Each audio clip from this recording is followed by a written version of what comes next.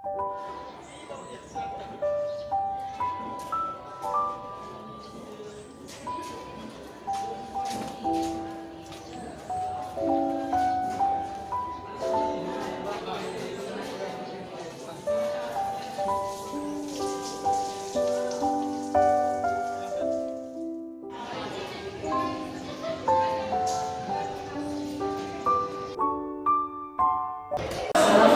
warahmatullahi wabarakatuh. Waalaikumsalam warahmatullahi wabarakatuh. Selamat pagi anak-anak sekalian. Gimana kabarnya hari ini? Alhamdulillah. Semoga selalu kesehatan ya Allah Subhanahu wa taala. Anak sekalian, sebelum kita mulai, coba Umar ini lihat dulu perhatian. Ya. Perhatian. Bacanya sudah diatur.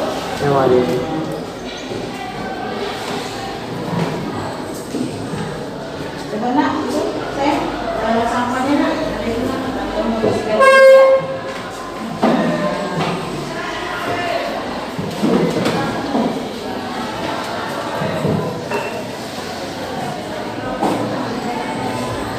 Baik, sebelum kita mulai materi kita, alangkah baiknya kita membaca doa terlebih dahulu agar pertemuan kita mendapatkan berkah dan manfaat untuk kita semua. Coba ketua kelas pimpin dulu doanya nak. Teman-teman, mari kita berdoa. Berdoa dimulai.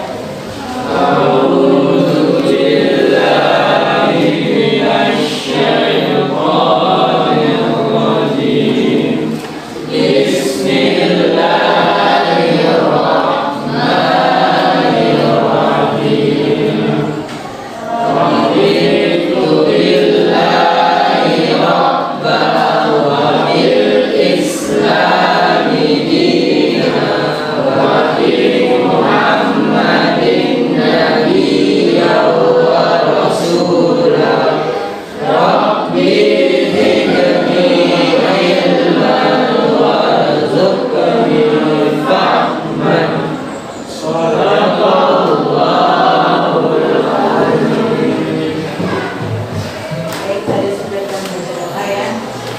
Coba paling absen dulu ya. Absen di kelas 12 Mia ya.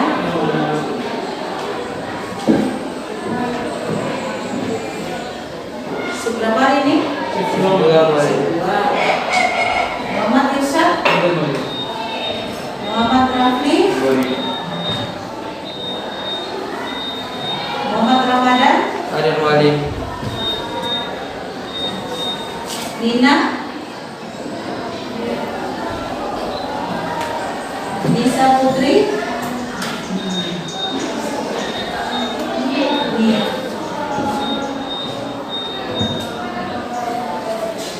Nia, Nia ya, Nia, Nur Alfini, Rauda,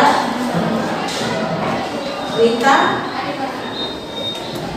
Sakti. Oh, Sakti tadi ke kamar mandi ya? Di sini ya? Sela ini. Mana Sela? Sufyan Sadria,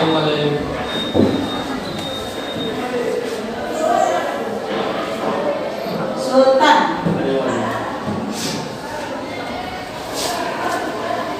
Tengku Aldi.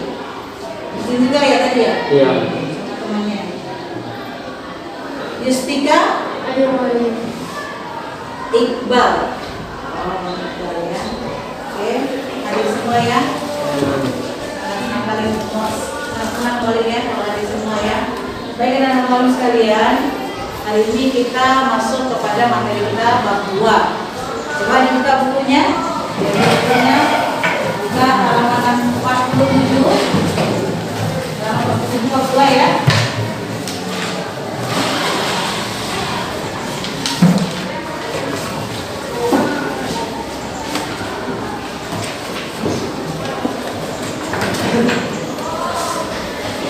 Coba Bang Iqbal, bacakan dulu nak apa judul materi kita nak. Ini yang ada di layar ini. perlindungan dan menegakkan hukum di Indonesia. Baik, jadi materi kita tentang perlindungan dan penegakan hukum di Indonesia. Jadi kita akan membahas tentang hakikat perlindungan dan penegakan hukum.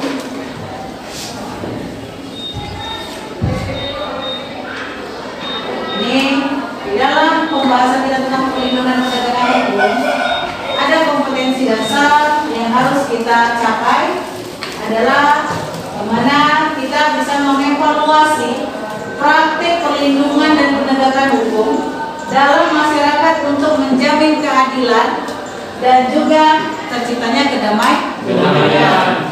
Tujuan dari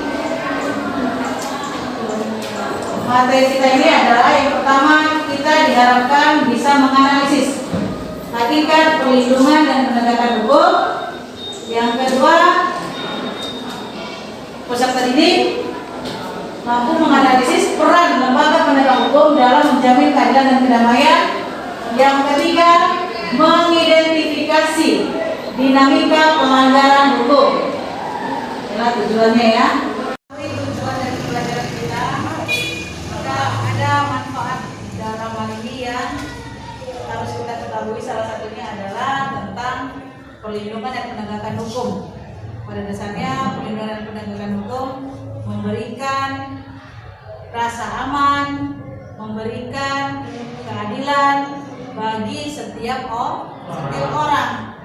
Jadi tidak ada hukum itu berpihak kepada siapapun, tetapi hukum itu tetap ditegakkan kepada siapapun yang melanggar aturan yang sudah ditetapkan, akan diberikan sanksi yang tegas.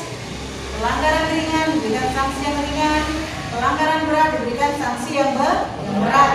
Tidak boleh pelanggaran berat diberikan sanksi yang ringan, pelanggaran ringan diberikan sanksi yang berat. Tidak boleh seperti itu, tapi sesuai dengan pelanggaran apa yang dilakukan oleh orang tersebut, maka sanksinya pun disesuaikan. Baik, anak Mualim, kita bisa melihat kan hukum itu secara garis besarnya. Coba Abang bacakan itu nak. Hukum adalah undang-undang, peraturan dan sebagainya untuk mengatur pergaulan hidup masyarakat. Menurut Kamus Besar Bahasa Indonesia, hukum adalah undang-undang, peraturan dan sebagainya untuk mengatur pergaulan hidup masyarakat. Jadi hukum itu untuk mengatur pergaulan hidup masyarakat agar di dalam pergaulan hidup masyarakat yang ada di wilayah tersebut berjalan dengan aman dan tertib. Paham kan? Coba di bab 2 kali ini kita akan membahas tentang perlindungan dan penegakan hukum. Sudah? Maka kita harus tahu juga bagaimana kalau sebuah negara tanpa adanya hukum. Jadi negara tersebut mau jadi apa? Kacau kan? Coba kita bayangkan kita berada pada masa zaman dahulu. Zaman dahulu, hukum itu bagi yang kuat, dia berkuasa. Hukum rimba. Jadi kalau sekarang ini tidak seperti itu. Hukum itu benar-benar diterapkan bagi siapa saja yang tidak patuh dan taat, maka hukum itu harus ditegakkan. Tidak ada kata tidak, tidak ada kata nanti. Tapi kalau memang sudah terjadi pelanggaran, maka hukum itu harus ditegakkan. Hukum itu bisa kita tegakkan di lingkungan keluarga, sekolah, masyarakat, dan juga negara. Contoh di lingkungan keluarga, kalau tidak ada aturan, maka anggota keluarga tersebut suka-suka aja, seenaknya saja, tidak menghormati bagaimana dia berbicara dengan orang tuanya, bagaimana dia harus berhadapan dengan orang yang lebih tua. Tidak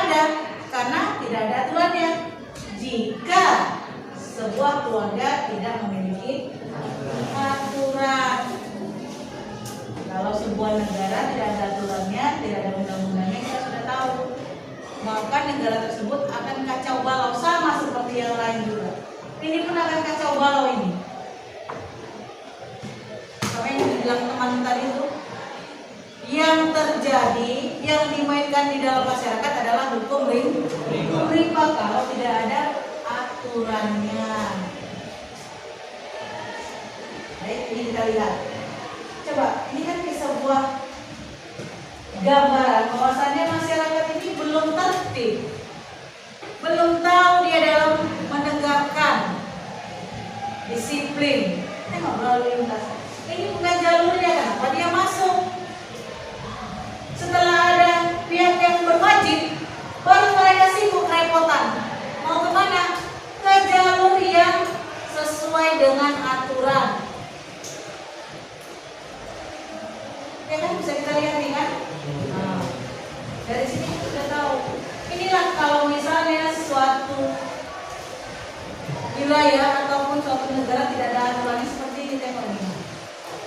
Ini kan mereka sudah ada aturannya, tapi tetap mereka langgar. Kalau seperti ini pelanggaran apa ini? Berlalu lintas. Jadi ada aturannya ya. Kalau dia melakukan pelanggaran berlalu lintas, dia sanksinya tentang yang berkaitan dengan berlalu lintas. Tidak boleh sanksinya yang berbeda-beda, sesuai dengan apa yang mereka langgar. Berikutnya kita lihat perlindungan hukum. Menurut pendapat dari Andi Hamzah dan Simanjunta, kita bisa melihat pertama adalah Andi Hamzah ya, di mana Andi Hamzah ini mengatakan perlindungan hukum dimaknai sebagai daya upaya yang dilakukan secara sadar oleh setiap orang maupun lembaga, pemerintah dan swasta yang bertujuan untuk mengusahakan keamanan. Pemerintah dan pihak swasta ataupun masyarakat saling bahu-membahu menerapkan peraturan. Tujuannya untuk apa? Memberikan rasa aman. Kita kalau di dalam sebuah daerah, suatu wilayah, kita berada di daerah tersebut, kalau daerah tersebut tidak ada aturan, nyaman gak kita? Tidak. Enak gak berada di situ? Tidak. Yang ada was-was, cemas. Cemas enggak? Cemas. Tapi kalau suatu wilayah tersebut ada aturannya yang diterapkan, maka kita pun datang dan berpulang tidak was-was, merasa aman. Ini kan menurut Andi Hamzah. Sedangkan menurut Simanjunta, dia mengatakan bahwasannya hukum itu mengartikan adanya perlindungan hukum sebagai segala upaya pemerintah untuk menjamin adanya kepastian hukum serta memberi perlindungan kepada warganya agar hak-haknya sebagai warga negara tidak dilanggar, dan bagi yang melanggarnya akan dapat dikenakan sanksi sesuai peraturan yang berlaku. Diberikan sanksi sesuai dengan peraturan yang berlaku jika dia melanggar, ya kan? Jadi sanksinya itu tidak boleh tidak sesuai dengan pelanggarannya. Contoh misalnya si abang, si abang ini melanggar peraturan berlalu lintas. Apakah pantas dikenakan sanksi hukuman berat? Tidak, karena pelanggarannya ringan, sanksinya pun harus ringan. Contoh pelanggaran ringan apa? Melanggar rambu-rambu lalu lintas, melanggar lampu merah. Ada juga di dalam pelanggaran berlalu lintas yang berat. Contohnya terjadi kecelakaan dan menyebabkan adanya nyawa yang hilang, maka itu hukumannya bisa dikategorikan hukuman berat dalam berlalu lintas. Banyak contoh ya, banyak lagi contoh. Jadi menurut Simanjunta ini adalah siapa saja yang melanggar peraturan itu harus dikenakan sanksi sesuai dengan peraturan yang berlaku. Dan dalam hal ini ia memberikan gambaran hukum itu merupakan sebuah usaha pemerintah untuk memberikan kepastian hukum kepada siapa? Kepada kita, masyarakatnya, warganya yang ada di negara tersebut. Contohnya kita berada di Indonesia, maka yang berlaku adalah hukum negara Republik Indonesia. Tidak berlaku hukum dari luar negeri sana, tidak berlaku di Indonesia. Misalnya si abang ini dia melanggar lampu merah, nggak diambil dari aturan yang ada di luar negeri sana, tapi diambil dari aturan yang ada di Indonesia. Jadi hukum Indonesia berlaku untuk masyarakat Indonesia. Kalau hukum internasional berlaku untuk lingkungan seluruh negara, itu hukum internasional. Ada kira-kira yang pernah kamu jumpai, misalnya ada pelanggaran yang dilakukan oleh seseorang? Ada? Apa itu Kak ini contohnya? Ada kira-kira kamu yang tahu pelanggaran yang lain?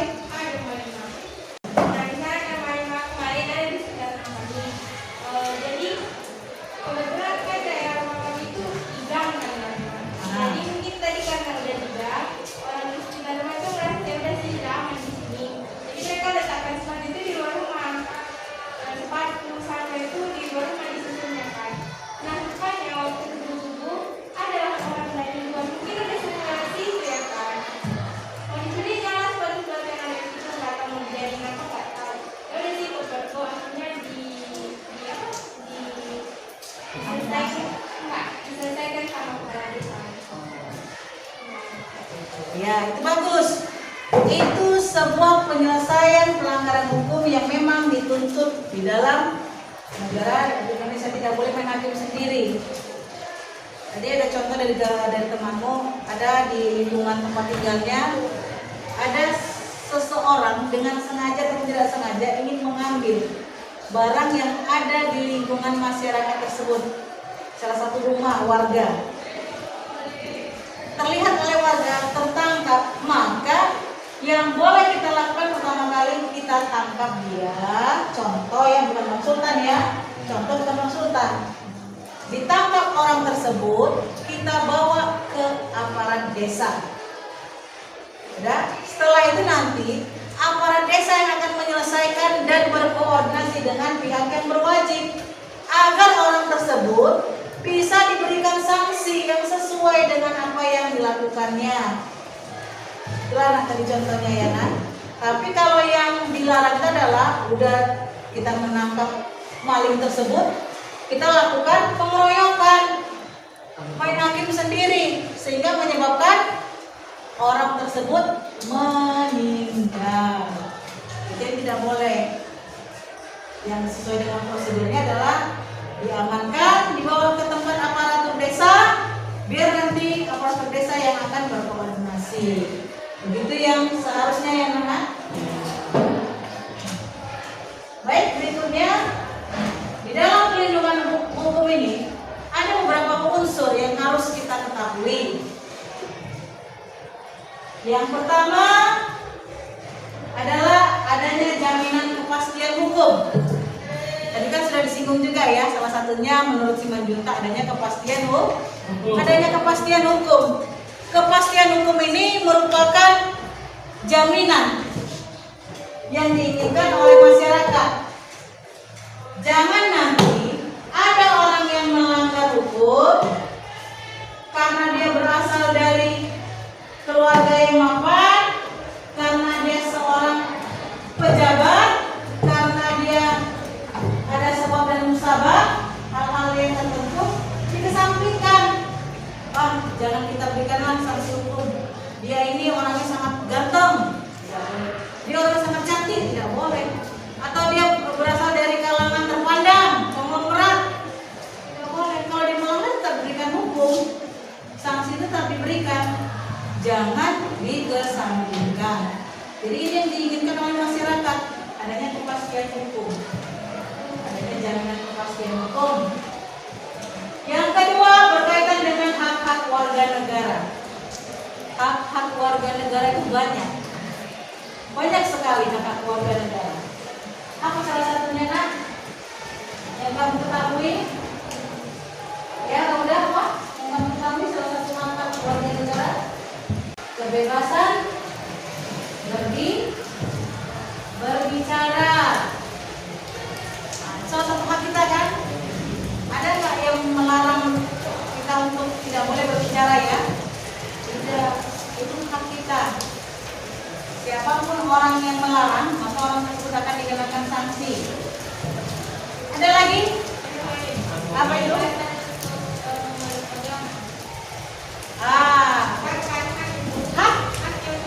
Hak paling dasar itu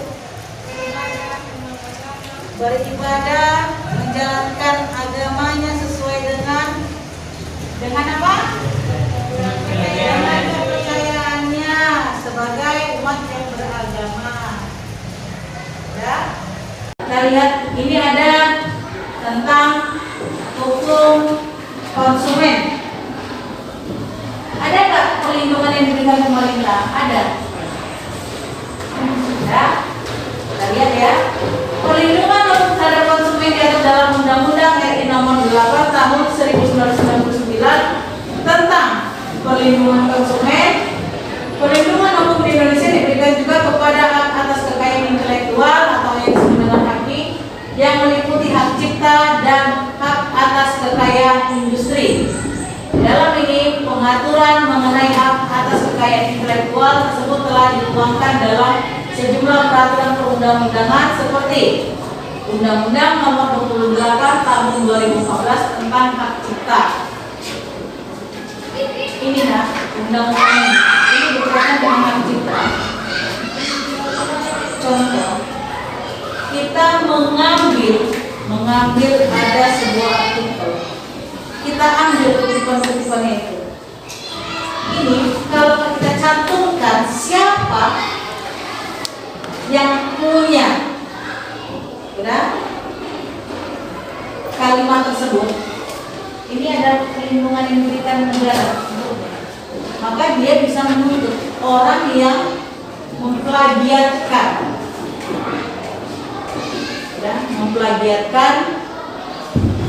hasil karyanya dan tidak dicantumkan namanya di dalam artikel tersebut. Kalau dicantumkan, ini ada namanya undang-undang hak cipta. Bukan itu saja, semua. Contoh, kita membuat kerajinan ini. Kerajinan ini memang bentuknya sepele. Tapi kalau sudah didaftarkan ya hasil karya kita ini, maka kita mendapatkan perlindungan hukum tentang hak cipta. Ada orang yang mencontoh seperti ini juga persis, ya, tanpa meminta izin kepada kita bisa Undang-Undang Nomor 15 yang kedua ya, Undang-Undang Nomor 15 Tahun 2001 tentang merek.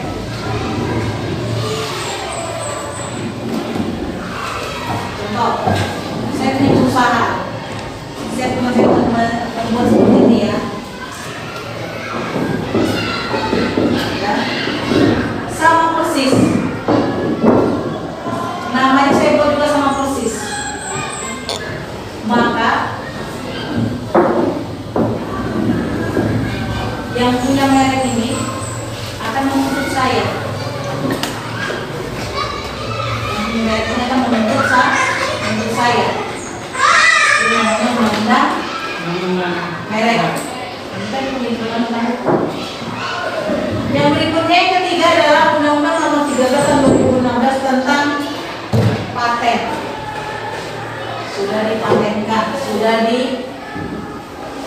didaftarkan apa-apa saja karya-karyanya,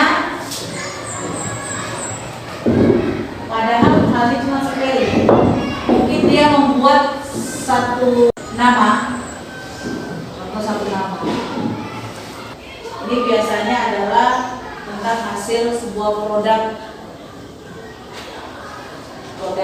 penjualan ya, perdagangan biasanya, ataupun proyek yang berkaitan yang sudah punya nama dan sudah didaftarkan di dalam kekayaan intelektual. Yang keempat, Undang-Undang Nomor 29 Tahun 2000 tentang perlindungan varietas tanaman. Ini biasanya tanaman-tanaman yang langka, dan kalau sudah mendapatkan perlindungan, ini tidak boleh sembarangan. Siapapun yang mengambil, baik dengan sengaja, maka dia akan dikenakan sanksi hukum. Ini bukan tanaman yang biasa ya, ini adalah tanaman-tanaman pilihan.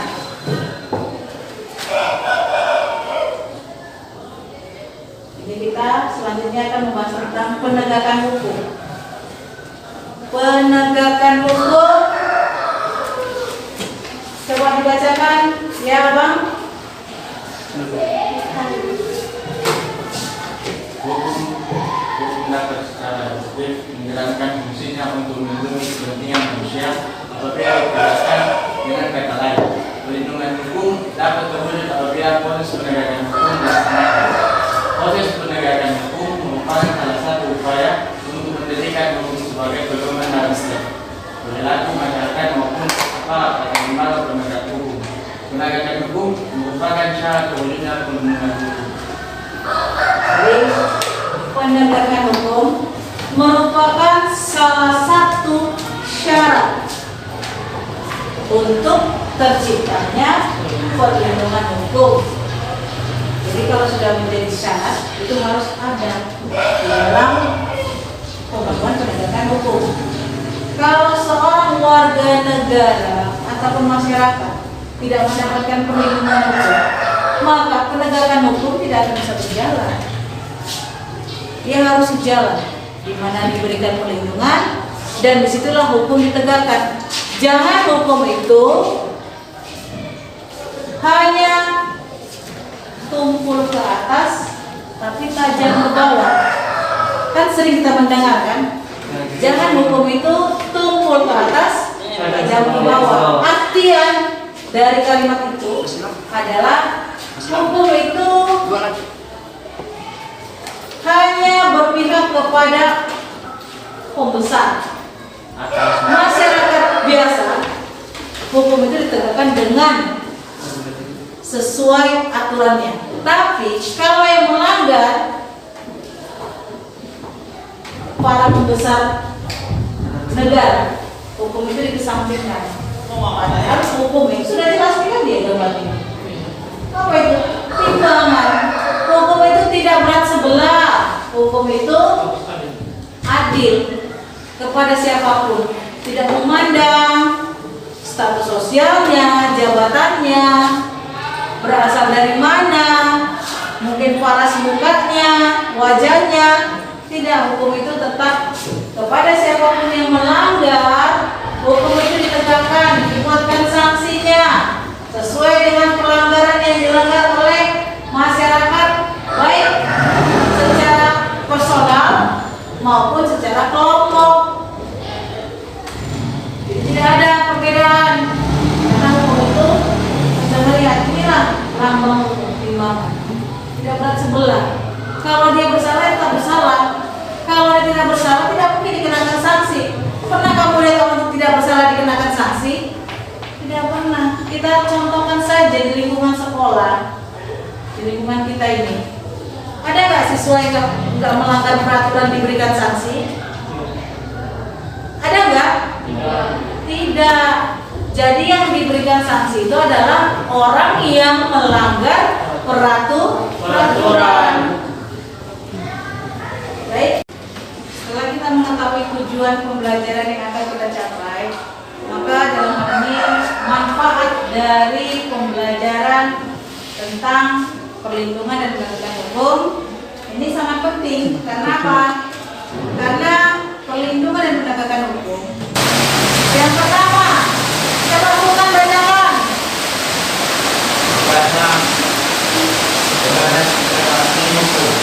Tegaknya supremasi hukum. Yang kedua, yang ketiga, mewujudkan perdamaian. Ini sudah ada 3 ini ya. Perlindungan dan penegakan hukum sangat penting dilakukan karena dapat mewujudkan. Yang berikutnya, mempermata pembahasan soal perlindungan dan penegakan hukum menurut Sujono Sukanto. Tahu enggak? Yang pertama,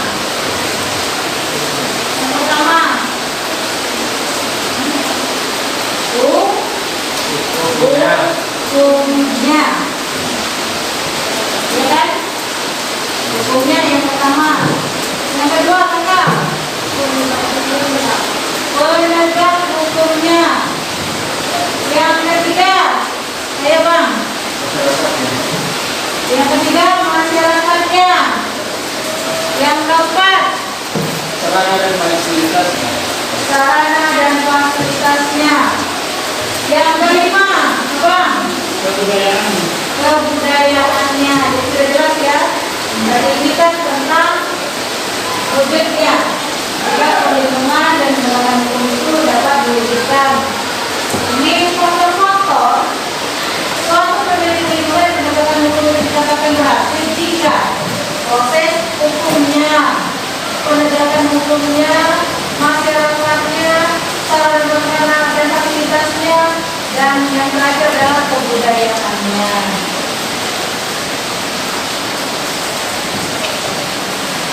Baik anak walim, dari gambaran yang telah kita amati tadi,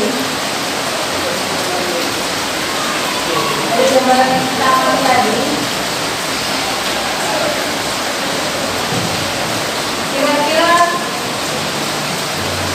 kalau kita analisa, apa pengertian dari perlindungan hukum? Ada yang tahu? Ada yang tahu ya? Bisa kan? Arti pengertian perlindungan hukum itu adalah memberikan jaminan kepada setiap orang atas keamanan. Maksudnya memberikan jaminan keamanan terhadap setiap orang.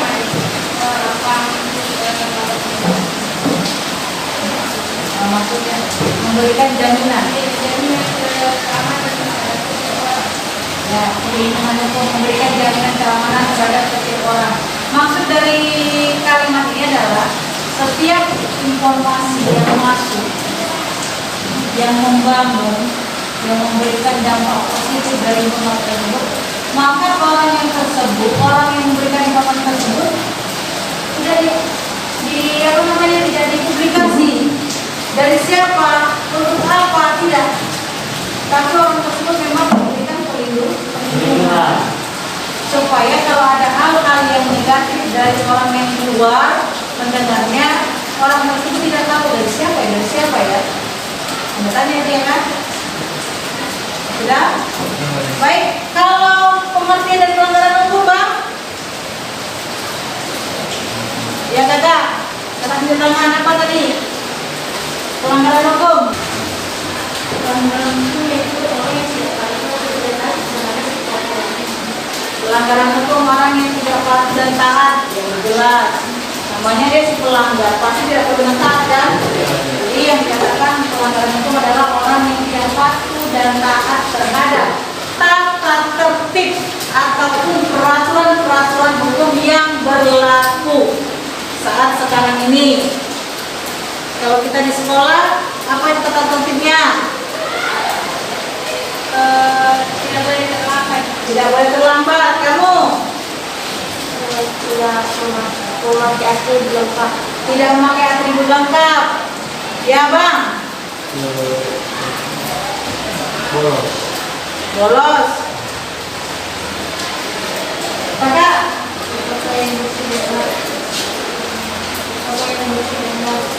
Berpakaian pakaian bersih dan rapi. Itu yang mematuhi, yang tidak rapi dan juga tidak bersih. Kakak,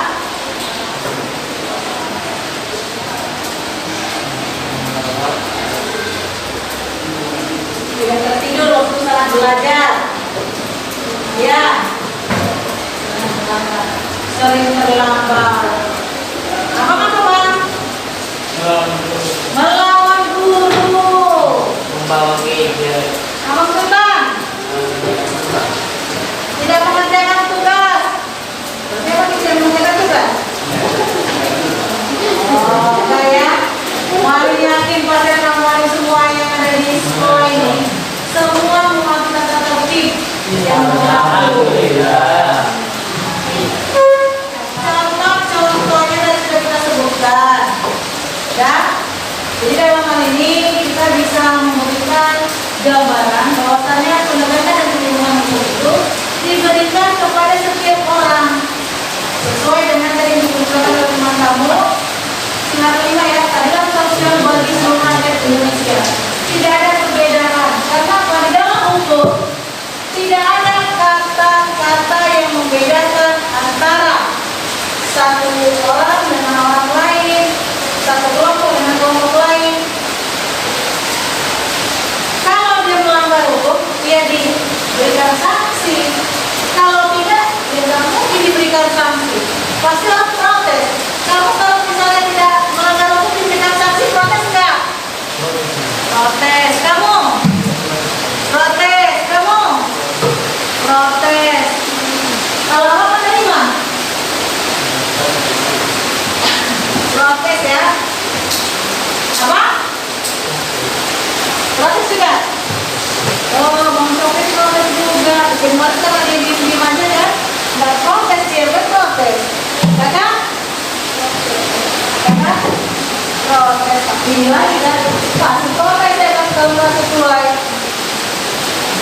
Ada yang nggak protes? Ada? Ada. Semua protes ya. Kalau kita tidak melanggar hukum, tapi diberikan sanksi. Enak aja orang yang melanggar hukum nggak diberikan sanksi, kita yang tidak melanggar hukum diberikan sanksi. Itu kan dalam pikiran kita ya. Baik anak-anak sekalian, ya.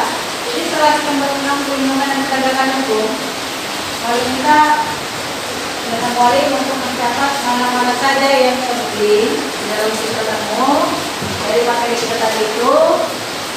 Sudah? Yang berikutnya akan melalui buat kelompok ya. Kita membuat sebuah makalah. Makalah ini tentang perlindungan penegakan hukum. Jadi melalui akan membentuk jadi 3 kelompok. 15 orang yang harus dihadirkan. Ya. 3 kelompok berarti satu kelompok ada 5 orang. Kita akan membentuk berapa kelompok kalau masalah ini? 4 ya. Maka jadi mereka akan membentuk menjadi 4 kelompok. Kita akan berdiskusi membuat makalah tentang perlindungan penegakan hukum. Kelompok 1 nanti kamu cari teman-teman yang sama namanya ya. Baik, saya akan membuat hitungan, tapi hitungannya sampai 4 saja. Ya. Misalnya 1, 2, 3, 4. Maka nanti hitungan yang berikutnya sama. Jadi yang nomornya sama bergabung.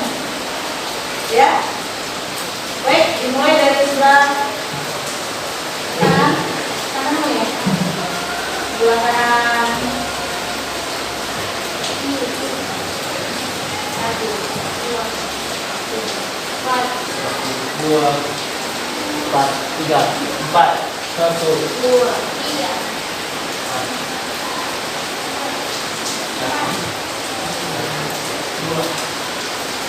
Yang kelompok 1 silakan bergabung dengan kelompok 1. Yang kelompok 2 bergabung dengan nomor 2, nomor 3 bergabung dengan nomor 3, nomor 4 bergabung dengan nomor 4.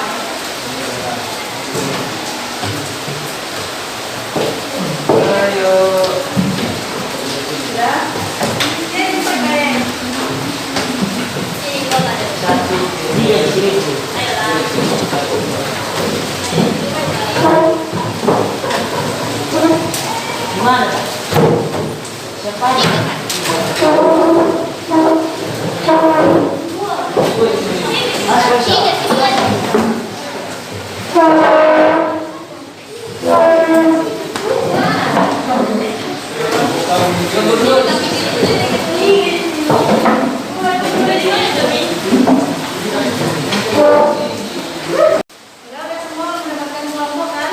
Ada 1, 2, 3, 4 kelompok ya. Maka yang mau diinginkan adalah membuat makalah. Ya. Makalah tentang perlindungan dan penegakan hukum. Langkah-langkah yang harus kita lakukan untuk membuat makalah apa saja? Ada yang tahu? Langkah-langkah yang harus kita lakukan untuk membuat makalah? Ya. Ya, harus ada langkah-langkahnya. Pertama, cover. Covernya ada nama-nama kalian dalam kelompok tersebut. Kelompok 1 mana kelompok 1? Kelompok 2? Kelompok 2? Kelompok 2 ya? Kelompok 2, kelompok 3? Kelompok 3, kelompok 4? Yang pertama langkahnya harus ada cover. Cover ataupun sampul depannya ya. Jangan lupa kelas, nama kelompokmu, siapa-siapa saja personel yang ada di sana, tuliskan. Yang berikutnya apa? Kata pengantar. Yang berikutnya daftar isi. Daftar isi lain sama isi ya. Daftar isi, jadi sudah ada cover, kata pengantar, daftar isi. Sudah ada 3 kan? Yang berikutnya pendahuluan. Terus apa? Rumusan masalah. Rumusan masalah. Sudah ada 5 kan? Yang berikutnya isi. Nah, tulis ya masing-masing ya. Tulis yang pertama cover, kata pengantar, daftar isi, pendahuluan, rumusan masalah. Yang keenam isi. Isinya masalahnya. Karena kita baru sampai dalam penegakan hukum, maka isinya itu. Yang ketujuh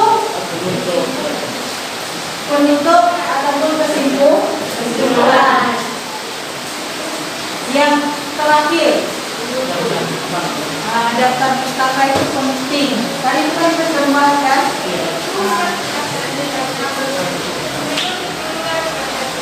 Yang kesimpulan penutup daftar pustaka. Temukan barang bukti sekitar 400 kg lebih narkoba jenis sabu-sabu. nampak nanti.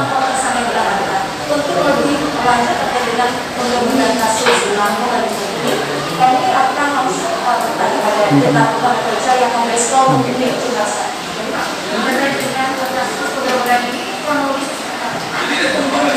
dari kasus yang datang kemarin, maka masih dari kita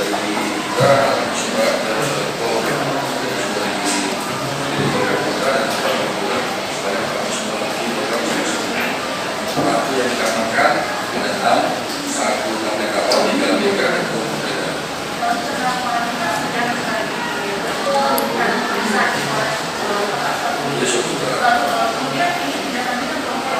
ini akan diisi oleh Satgas ya.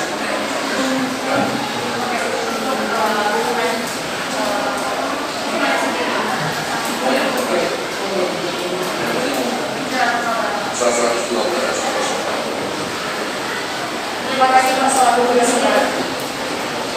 Ya saudara, kasus pembunuhan ini akan terus dilakukan pengembangan lebih lanjut lagi. Tadi diperkatakan oleh Kompes Pol Indonesia bahwa kasus ini merupakan kasus jaringan internasional sindikat Timur Tengah dan ini hasil pengungkapan dari tanggal 22 Mei 2020 yang dimana pada tanggal 22 Mei ini dilakukan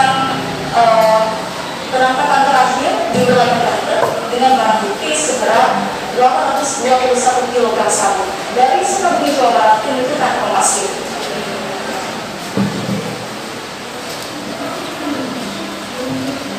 Ya, sebuah cuplikan media tentang pelanggaran hukum.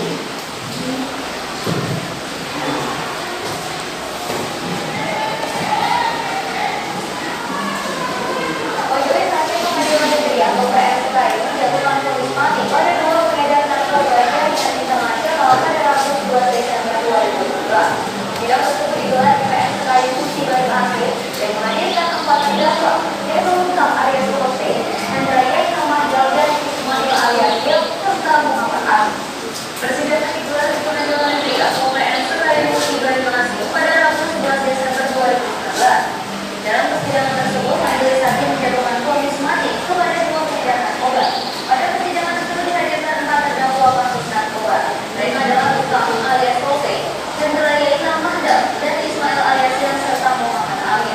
Di persidangan yang berlangsung pada Jumat 13 Desember 2019, majelis hakim diketuai oleh Iriati Khairul Umar, Jendra Aminah dan Andi Mulya Murmata serta Christopher Harianja. Jendra Aminah dan membacakan putusan terhadap keempat terdakwa. Terdakwa yang dijatuhi hukuman mati adalah Hendra Yai Ahmad dan Rustam.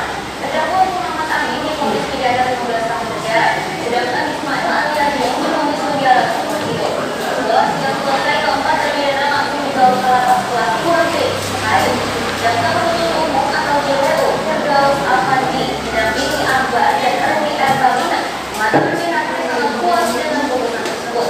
Sementara itu, kuasa hukum keempat terdakwa menyebutkan pihaknya akan mengajukan banding. Sebelumnya, tim kejaksaan akan membentuk Kejaksaan RI bersama dengan Direktorat Narkoba Baris Krim Polri. RI melakukan perlimpahan dalam kedua kejaksaan dan berubah. Hal tersebut terkait kasus penangkapan narkoba 10 kg di Jalan Rijal Timur, Kecamatan Sungai Deli, Kabupaten Musi Banyumas oleh Baris Krim Polri.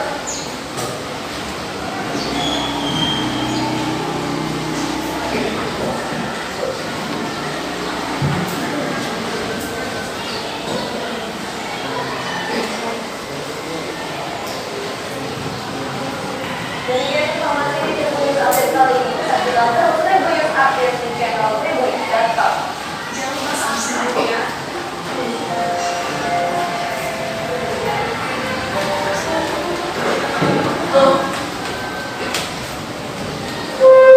Nah, itulah tadi contoh sebuah pelanggaran hukum yang sanksinya berat. Coba kan diskusikan dengan kelompok kalian, buat dalam makalah ya, dalam makalah sesuai dengan langkah-langkah yang sudah Malik berikan tadi, ya kan?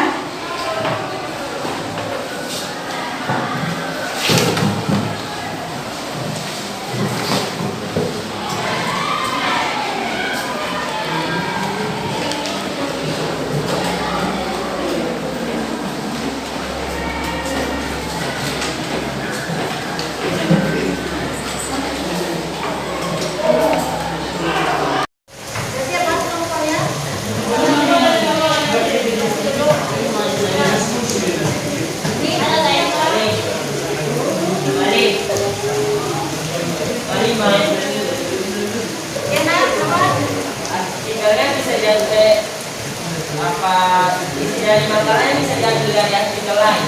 Boleh kalau ada. Kalau ada sama kamu artikel yang lain tentang perlindungan penegakan hukum boleh. Silakan ya. Iya nak, sama-sama. Ada yang lain? Ada yang mau ngambil dari artikel lain? Boleh. Yang jelas tidak boleh keluar dari judul kita ya. Kita kan membahas tentang perlindungan penegakan hukum. Jadi kalau diambil dari artikel yang lain nanti berkait tadi ya dengan perlindungan dan penegakan hukum ya.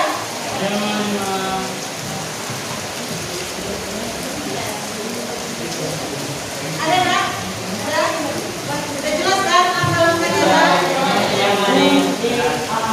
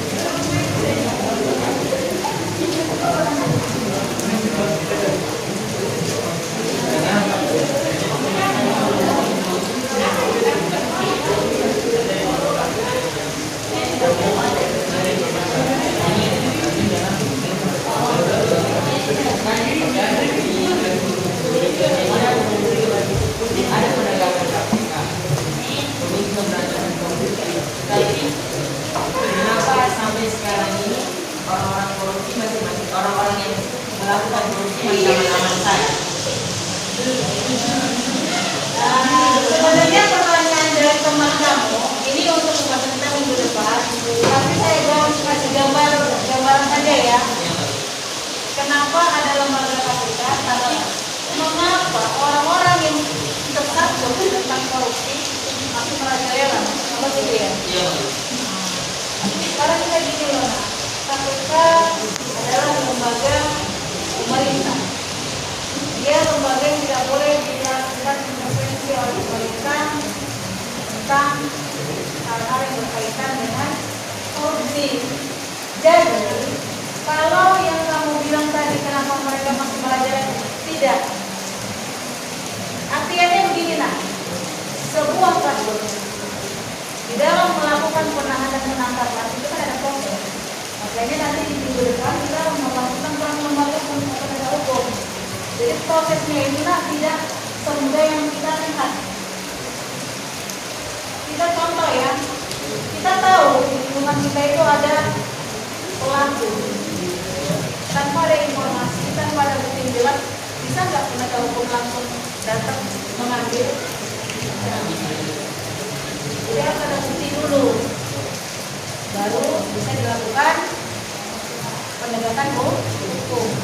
Jadi artinya mereka sebenarnya sudah ada pemantauan, hanya saja rangkuman buktinya sedang dilengkapi. Ya, nah ya, tapi nanti secara detailnya kita bahas di minggu depan ya.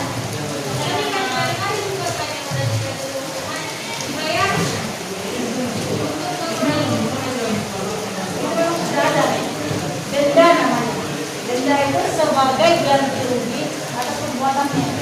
Contoh dia mengambil, ini kan kita bahas tentang pelindungan penegakan hukum ya. Contoh dia mengambil ataupun merampas uang, korupsi ya, korupsi. Sudah sidang. Maka perbuatannya tersebut, atas perbuatannya tersebut, orang tersebut akan dikenakan sanksi 1 kurungan dan 2 bayar denda. Denda itulah yang nanti dilakukan oleh pas negara. Ya, denda itu harus sama. Tapi apabila orang tersebut tidak mampu membayar dendanya, dia akan diberikan kurungan ditambah. Paham kan?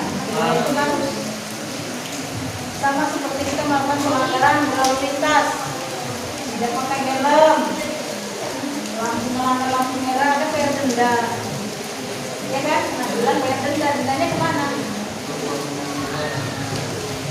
Untuk pembangunan di negeri ini, itulah pajak.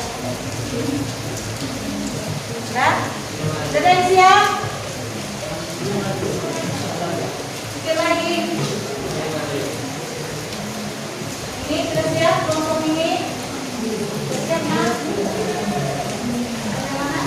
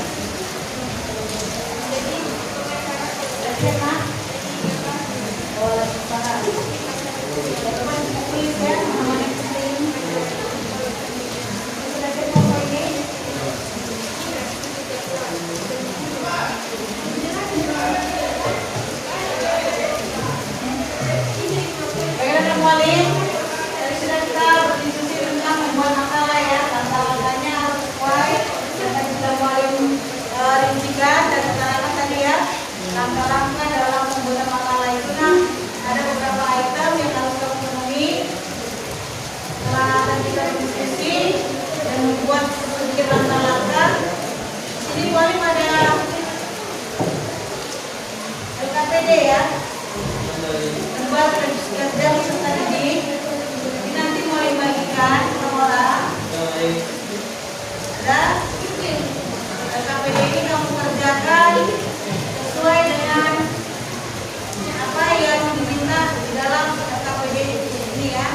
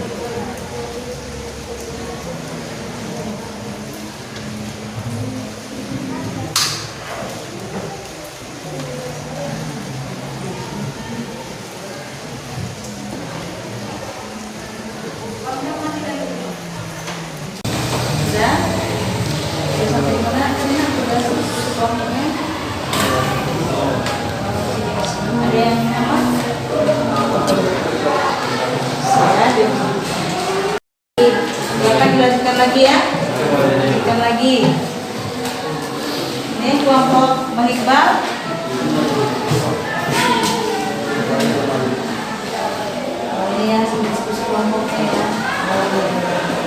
Sekali lagi nah ya. Teruskan lagi ya sama kelompoknya ya.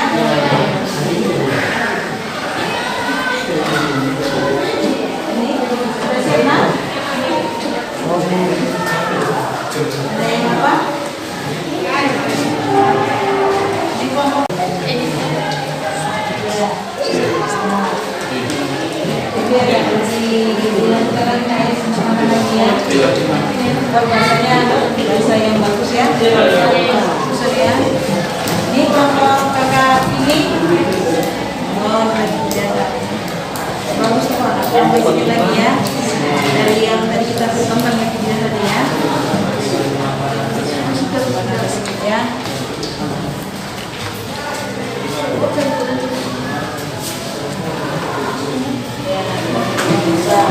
Siap ya. Semua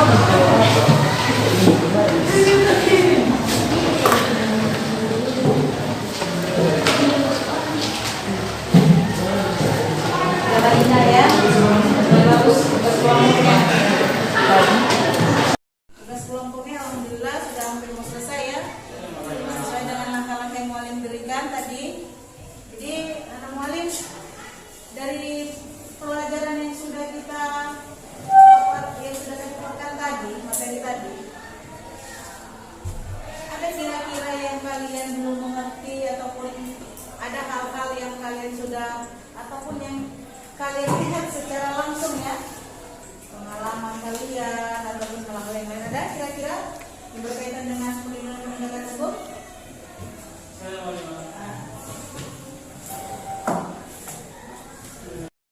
Dari video yang kita tonton tadi, kenapa hukuman untuk para pengedar narkoba begitu berat, bisa sampai hukuman mati, hukuman penjara seumur hidup, ataupun hukuman untuk puluhan tahun penjara? Apa penyebab demikian? Oke, ya, kasih pertanyaan yang bagus ya.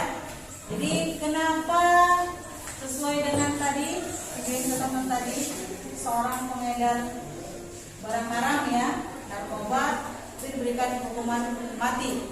Karena apa? Karena pemerintah dalam hal ini tidak ada kata tawar menawar tentang yang namanya narkoba. Karena apa? Narkoba itu kejahatannya itu luar biasa. Kenapa dikatakan luar biasa? Karena atas perbuatannya itu bisa merusak generasi-generasi Indonesia yang akan datang. Jadi kalau generasinya sudah hancur, bagaimana dengan negara kita? Makanya kalau yang berkaitan dengan namanya narkoba, pemerintah kita dengan tegas perangi, bukan ditemani, tapi diperangi. Kan kita sering melihat kan dalam jalan-jalan kalau sedang berjalan tuh kan, ya kan? Apa slogannya? Jauhi narkoba, perangi narkoba. Katakan tidak pada narkoba. Ya kan? Jadi kalau sudah dikatakan perangi, jauhi, katakan tidak, jangan coba-coba dekat. Karena kalau dekat, sanksinya dengan tegas. Apa sanksinya? Berat. Hukuman mati dan hukuman penjara seumur hidup. Kalau pelanggaran yang lain pun tetap diberikan sanksi. Bukan hanya narkoba saja diberikan sanksi, pelanggaran yang lain pun juga sama. Tapi sesuai dengan peraturan yang berkaitan dengan pelanggaran tersebut. Kalau ada pelanggaran tentang narkoba, maka peraturannya dibuka tentang narkoba. Peraturan narkoba, sanksi tentang apa? Itu enak ya. Untuk minggu depan kita akan membahas tentang peran lembaga penegak hukum di dalam perlindungan hukum. Inilah yang harus kita lihat. Ada beberapa peran di dalam penegakan hukum dari lembaga-lembaga penegak hukum. Jadi paling dari hasil materi kita tentang perlindungan penegakan hukum, jadi kita akan bisa menyimpulkan